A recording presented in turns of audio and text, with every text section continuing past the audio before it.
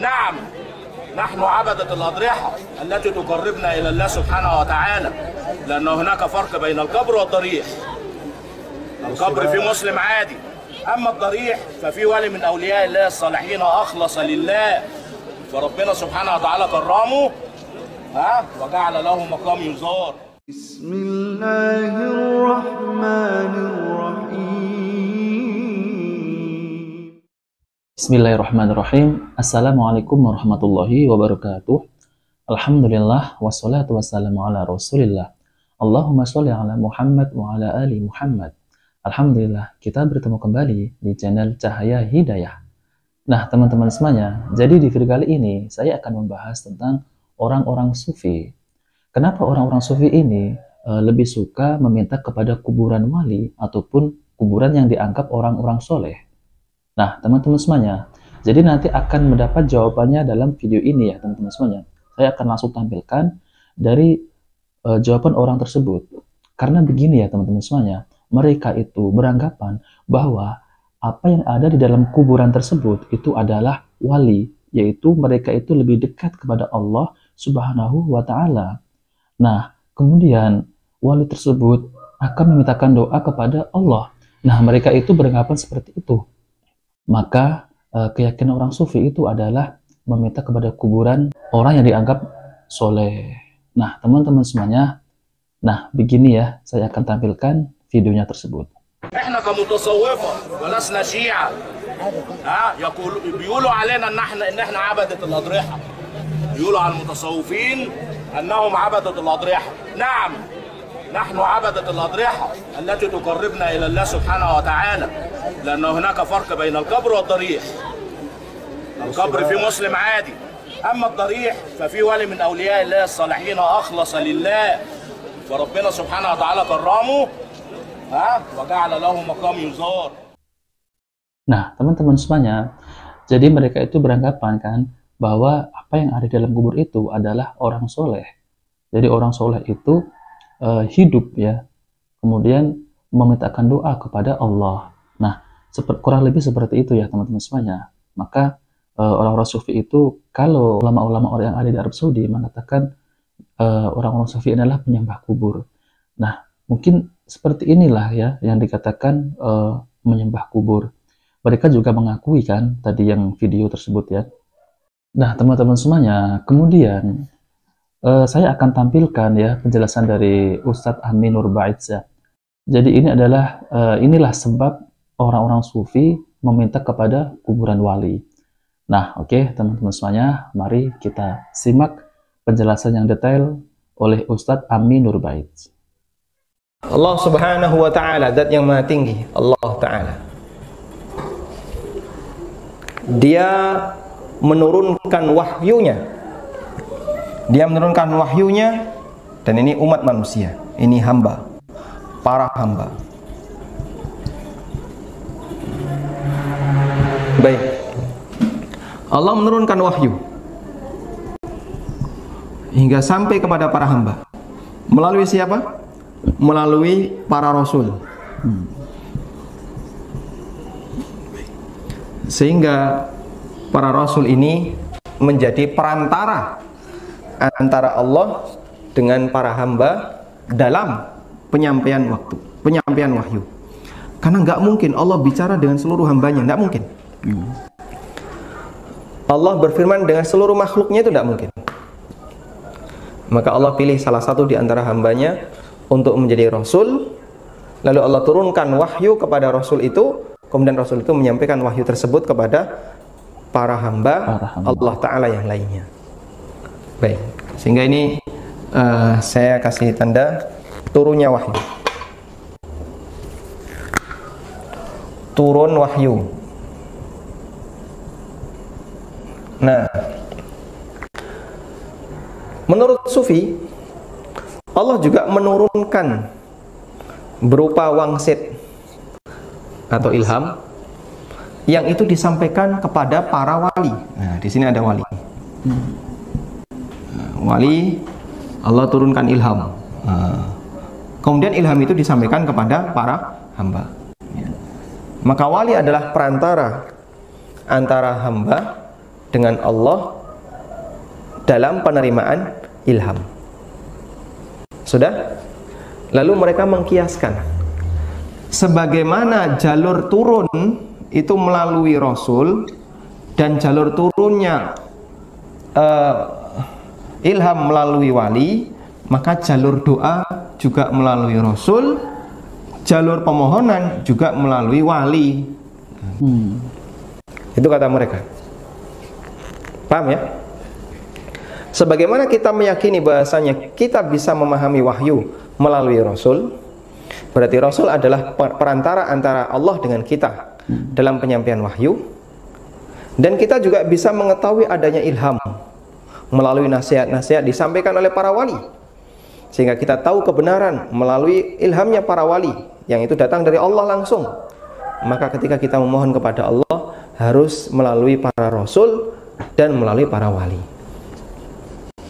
Nah, ini disampaikan oleh salah satu orang sufi, ya, An-Nabhani, yang disebutkan dalam beberapa, atau yang disebutkan dalam kitabnya.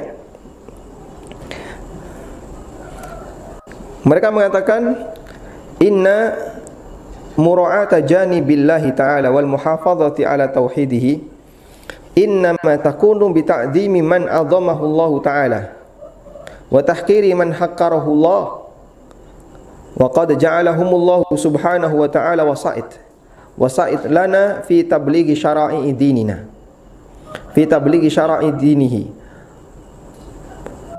fawasatnahum lahu azza wa jalla liqada'i hawaijina tab'an lahu fi tawsitihim lana fi tablighi syara'ihi.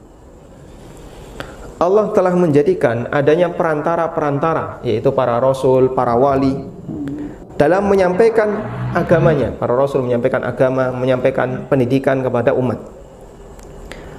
Fawasatnahum, maka kita jadikan mereka sebagai perantara azza wa lahu, kepada Allah azza wa jalla, liqada'i hawaijina, untuk menyampaikan kebutuhan kita, untuk berdoa. Ya. Fi tablighi tab'an lahu fi tawsitihim lana fi tablighi syara'ihi, sebagai bentuk menyamakan antara posisi mereka sebagai wasaid dari Allah Ta'ala kepada para hamba dalam menyampaikan wahyu. Kita ulangi ya. Allah telah menjadikan para rasul dan para wali menjadi perantara antara dirinya dengan hamba dalam menyampaikan wahyu. Maka fawasatnahum, maka kita jadikan mereka sebagai perantara dengan Allah untuk menyampaikan kebutuhan kita, untuk mengaturkan doa kita. Taba'an lahu, mengikuti bentuk di mana Allah menjadikan mereka sebagai perantara dalam menyampaikan wahyu. Ya. Dan itu kias. Loh, sebagaimana Allah jadikan Rasul sebagai perantara untuk menyampaikan wahyu, berarti kita jadikan beliau sebagai perantara untuk menyampaikan doa kita. Bahasa lain demikian. Sudah? Dan itu pemahaman yang dimiliki oleh orang musyrikin jahiliyah. Pemahaman kayak gini, sebagaimana Allah menjadikan Rasul sebagai perantara wahyu, maka kita akan jadikan para Rasul sebagai perantara doa. Itu pemahaman orang musyrikin jahiliyah. Sebagaimana yang Allah sebutkan di surat Az-Zumar ayat yang ketiga. Ala lillahi dinul khalis walladzina ittakhadhu min dunihi awliya'a ma na'buduhum illa liyuqarribuna ilallahi zulfa. Orang-orang yang mereka jadikan sebagai Tuhan selain Allah, ma na'buduhum, para pemujanya itu mengatakan, tidaklah kami beribadah kepada wali-wali itu kecuali illa liyuqarribuna ilallahi zulfa, kecuali agar mereka mendekatkan kami kepada Allah lebih dekat lagi. Jadi mereka mengatakan, kenapa kami beribadah kepada selain Allah, kepada para nabi, kepada para wali menurut definisi mereka, kepada orang-orang soleh menurut definisi mereka? Karena kami ingin mereka ini akan mendekatkan kami kepada Allah Ta'ala. Sehingga mereka menjadikan para rasul, para wali, orang-orang soleh yang mereka mintai doa dan mereka jadikan sebagai perantara mereka berharap agar doanya semakin dikabulkan oleh Allah Ta'ala. Dan itulah al-wasaid. Baik, ini alasan sufi dan berikut bantahannya. Jadi alasannya kenapa kita ketika berdoa harus datang ke kuburan, dan di sini ada kuburan wali, karena mereka adalah perantara kita dengan Allah. Maka kita nyampaikan permohonan kita kepada Allah melalui mereka. Dan itu pemahaman musyrikin. Anda bisa lihat surat Az-Zumar ayat 3. Silakan dibaca. Nah, teman-teman semuanya, kita sudah mendengarkan penjelasan dari Ustadz Ammi Nur Baiz, yaitu tentang kenapa orang-orang sufi itu suka meminta ataupun berdoa kepada kuburan wali ataupun kuburan yang dianggap orang-orang soleh. Nah, kadang kita menjumpai syubhat mereka, yaitu mereka membawakan dalil dari Al-Quran, ya, yaitu surat Al-Imran ayat 169. A'udzubillahi minasyaitonirrajim. Wala tahsabannal qutilu fi sabilillahi amwata bal ahya'un 'inda rabbihim yurzaqun. Saya akan bacakan artinya. Dan janganlah sekali-kali kamu mengira bahwa orang-orang yang gugur di jalan Allah itu mati.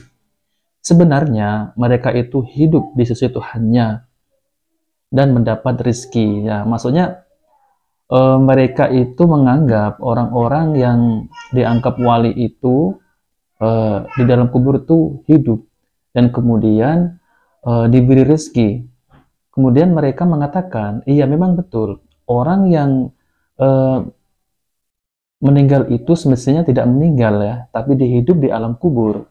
Tapi bukan bermaksud, ya teman-teman semuanya, bukan bermaksud orang yang meninggal itu bisa memberikan rezeki kepada orang yang meminta doa kepada si wali tersebut, ya.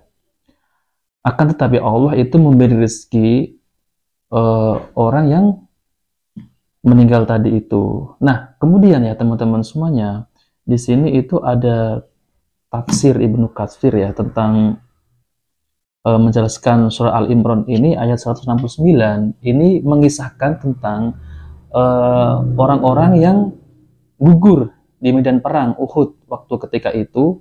Kemudian Allah menurunkan ayat ini. Ayat ini yang dibawakan oleh orang-orang yang selalu meminta kepada kuburan. Dikatakan pula oleh Qatadah, Ar-Rabi, dan Ad-Dahla bahwa ayat ini diturunkan berkenaan dengan orang-orang yang gugur dalam perang Uhud.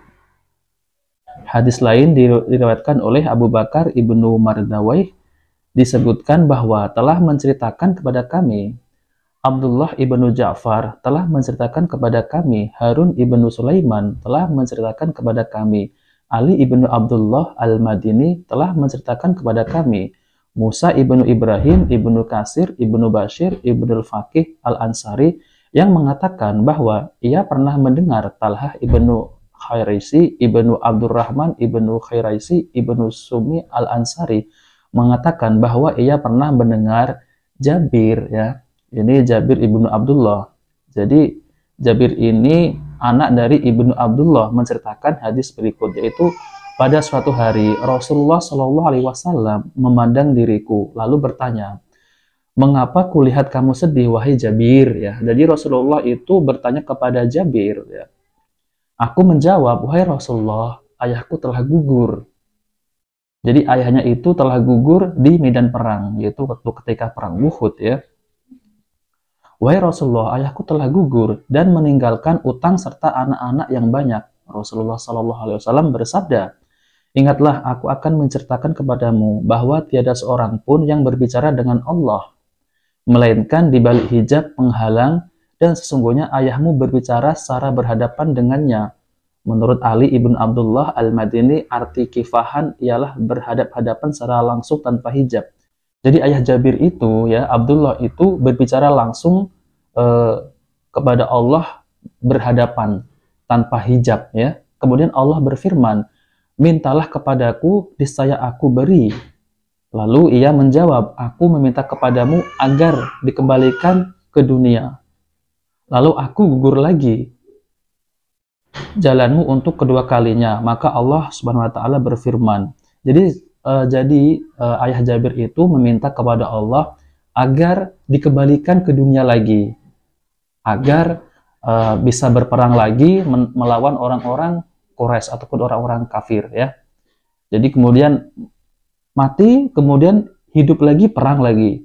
Mati, hidup lagi, perang lagi. Akan tetapi kemudian Allah berfirman, sesungguhnya telah ditetapkan olehku suatu keputusan bahwa mereka tidak akan dikembalikan lagi ke dunia. Jadi Allah berfirman, keputusan hidup dan mati itu sudah ditetapkan oleh Allah. Jadi orang yang sudah mati itu tidak bisa kembali ke dunia.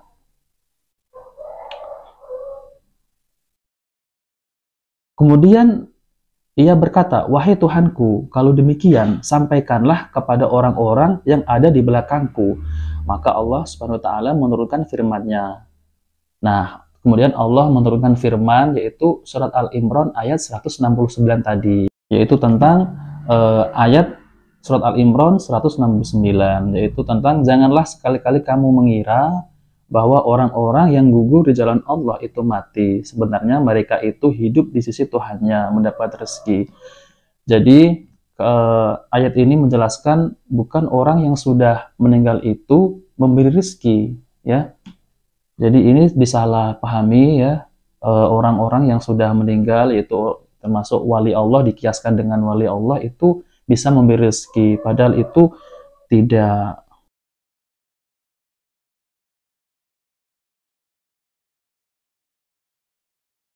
Nah, teman-teman semuanya, jadi kalau kita bermunajat kepada selain Allah itu tidak boleh ya. Karena kalau kita meminta doa itu harus langsung kepada Allah SWT. Adapun kita bertawasul itu kepada orang yang masih hidup. Dan adapun orang yang bertawasul kepada orang yang sudah meninggal, itu adalah tawasul yang bid'ah ya. Tapi apabila meminta langsung kepada orang yang sudah meninggal ya, bukan kepada Allah, dan dia mempercayai bahwa orang meninggal itu mampu memberikan sesuatu selain Allah, maka itu hukumnya syirik. Nah, itu yang bisa saya pahami ya teman-teman semuanya.